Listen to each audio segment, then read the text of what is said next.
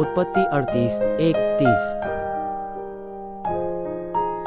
उत्पत्ति 38:1। उन्हीं दिनों में ऐसा हुआ कि यहूदा अपने भाइयों के पास से चला गया और हीरा नाम एक अदुल्लामवासी पुरुष के पास डेरा किया। उत्पत्ति 38:2। वहां यहूदा ने शुआ नाम एक कनानी पुरुष की बेटी को देखा और उसको ब्याह कर उसके पास गया। उत्पत्ति 38:3।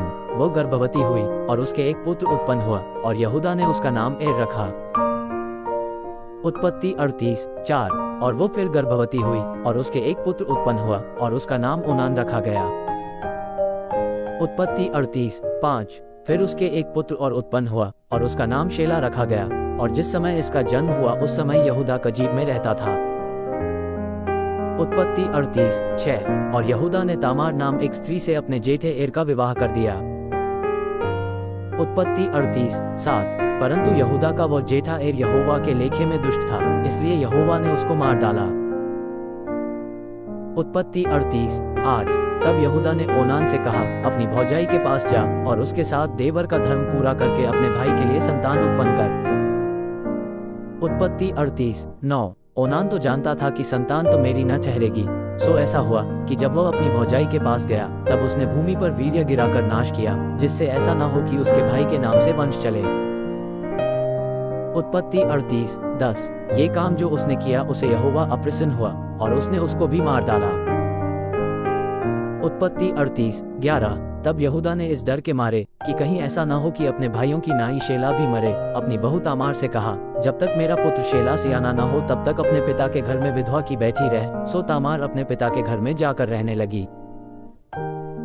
उत्पत्ति 38:12। बहुत समय के बीतने पर यहूदा की पत्नी जो शुआ की बेटी थी सो मर गई।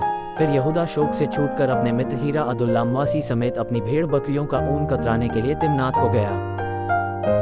उत्पत्ति 38:13। और तामार को यह समाचार मिला कि तेरा ससुर अपनी भेड़ बकरियों का ऊन कतराने के लिए तिम्नात को जा रहा है।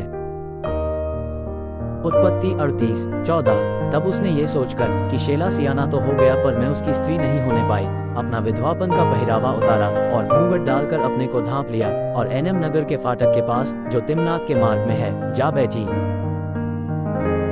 उत्पत्ति 38:15। जब यहूदा ने उसको देखा उसने उसको वेश्या समझा, क्योंकि वह अपना मुंह लापे हुए थी।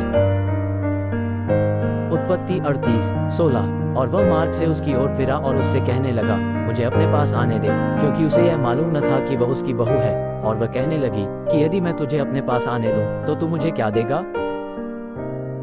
उत्पत्ति 38:17। उसने कहा, मैं अपनी बकरियों में से बकरी का एक बच्चा तेरे पास भेज दूंगा।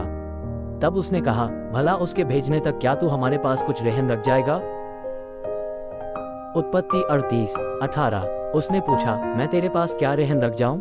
उसने कहा, अपनी मोहर और बाजूबंद और अपने हाथ की छड़ी। तब उसने उसको वे वस्तुएं दे दी और उसके पास गया और वह उससे गर्भवती हुई। उत्पत्ति 38:19। तब वो उठकर चली गई और अपना घूंघट उतार के अपना विधवापन का पहरावा फिर पहन लिया।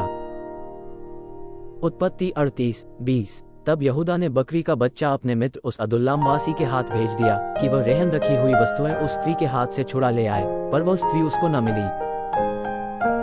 उत्पत्ति 38:21। तब उसने वहां के लोगों से पूछा कि वह देवदासी जो एनम में मार्ग की एक और बैठी थी कहाँ है। उन्होंने कहा, यहाँ तो कोई देवदासी न थी। उत्पत्ति 38:22। सो उसने यहूदा के पास लौट के कहा, मुझे वह नहीं मिली, और उस स्थान के लोगों ने कहा कि यहाँ तो कोई देवदासी न थी। उत्पत्ति 38:23। तब यहूदा ने कहा, अच्छा वह बंधक उसके पास रहने दे, नहीं तो हम लोग तुच्छ गिने जाएंगे। देख, मैंने बकरी का ये बच्चा भेज दिया, पर वह तुझे नहीं मिली। उत्पत्ति 38:24। और 3 महीने के पीछे यहूदा को ये समाचार मिला कि तेरी बहू तामार ने व्यभिचार किया है, वरन वह व्यभिचार से गर्भवती भी हो गई है।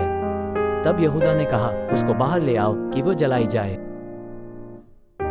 उत्पत्ति 38:25। जब उसे बाहर निकाल रहे थे तब उसने अपने ससुर के पास ये कहला भेजा कि जिस पुरुष की ये वस्तुएं हैं उसी से मैं गर्भवती हूँ। फिर उसने ये भी कहलाया कि पहचान तो सही कि यह मोहर और बाजूबंद और छड़ी किसकी है।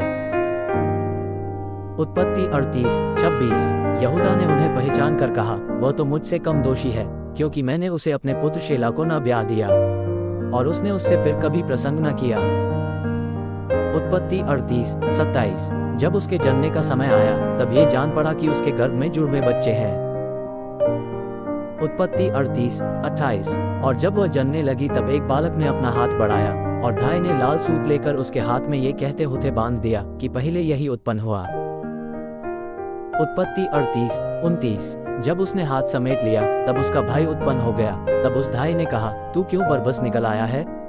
इसलिए उसका नाम पेरेस रखा गया। उत्पत्ति 38:30। पीछे उसका भाई जिसके हाथ में लाल सूत बंधा था उत्पन्न हुआ और उसका नाम जेरह रखा गया।